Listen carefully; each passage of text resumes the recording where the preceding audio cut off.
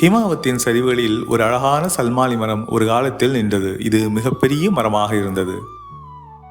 அதன் நிழலின் கீழ் பயணிகள் தஞ்சமடைந்தனர், துறவிகள் தவம் செய்தார்கள், பறவைகள் மற்றும் பட்டாம்பூச்சிகள் தஞ்சம் அடைந்தன. பிரபஞ்சத்தை படைத்து முடித்த பிறகு பிரம்மதேவனே சல்மாலியின் நிழலில் ஓய்வெடுத்ததாக கூறப்படுகிறது.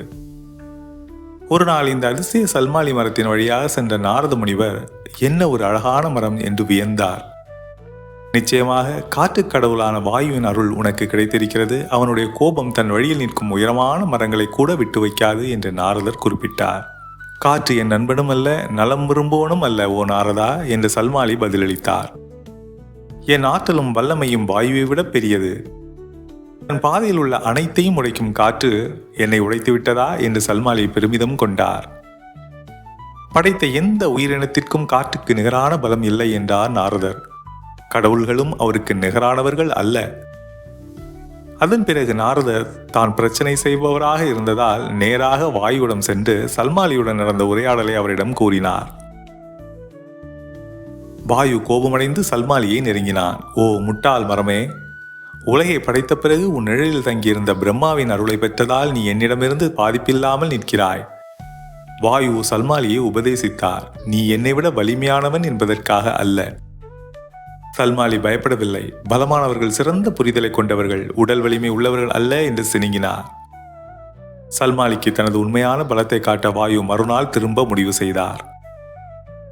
அன்றிரவு சல்மாலி நிலைமையை பற்றி யோசித்தார். மேலும் வலிமையான மரங்களை வேரோடு பிடுங்கவும் மற்றும் வலிமையான மலைகளின் உச்சிகளை உடைக்கவும் கூடிய சக்தி வாய்ந்த காற்றுக்கு தனது வலிமை பொருந்தாது என்பதை உணர்ந்தார். வாயுவின் கோபத்தால் அதன் இலைகளும் பூக்களும் உதிர்வதை விரும்பாமல் சல்மாலி தானே அவற்றை களைந்தார். மறுநாள் காலை வாயு திரும்பிய போது சல்மாலி அப்பட்டமாக இருப்பதை கவனித்தார். என் கையால் நீ என்ன கஷ்டப்படுவாயோ அதை நீயே செய்து கொண்டாய், வாயு சல்மாலியிடம் சொன்னார்.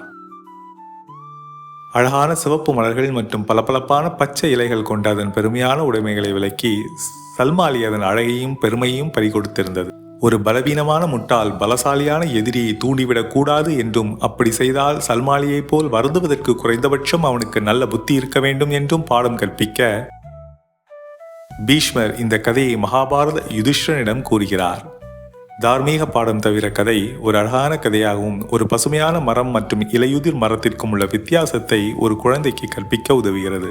சல்மாலி அல்லது சிம்பல் என்று அழைக்கப்படும் பட்டு பருத்தி மரம் இளமையாக இருக்கும்போது அதன் பட்டைகளில் கூம்பு வடிவ முட்கள் கொண்ட இலையுதிர் மரமாகும்.